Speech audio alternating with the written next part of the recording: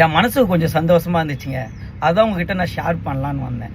என்னன்னா, நம்ம மனசுக்கு பிடிச்சது விஷயங்களை நம்ம நிறைய செய்யணுங்க. ஏன்னா நம்ம மனசுக்கு பிடிச்சதை நம்ம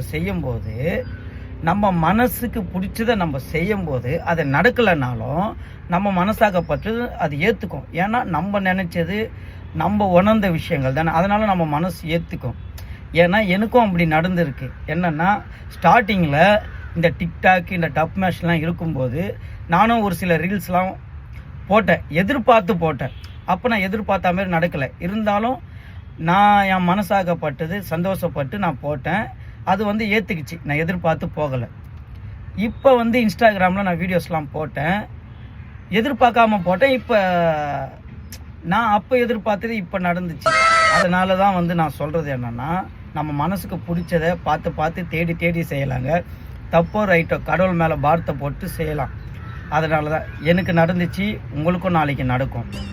அதே மாதிரி வந்து நான் இனிமேட்டு இந்த லைவ் வீடியோ போடலான்ட்டு நினைக்கிறேன். ஒரு சில டைமில் சில டைலாக்லாம் பேசி போடலான்னு நினைக்கிறேன். இப்போ ஒரு 2 டைலாக்கும் நான் பேசி போடலான்ட்டு நினைக்கிறேன். அது நல்லா இருக்கா இல்லையான்ட்டு நீங்கள் கமெண்ட்டில் நீங்களே சொல்லுங்கள்.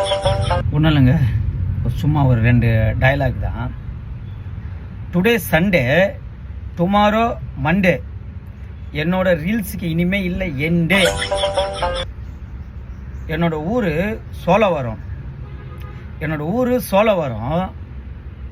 என்னோட ஒவ்வொரு ஃபாலோவர்ஸும் கடவுள் கொடுத்த வரங்க.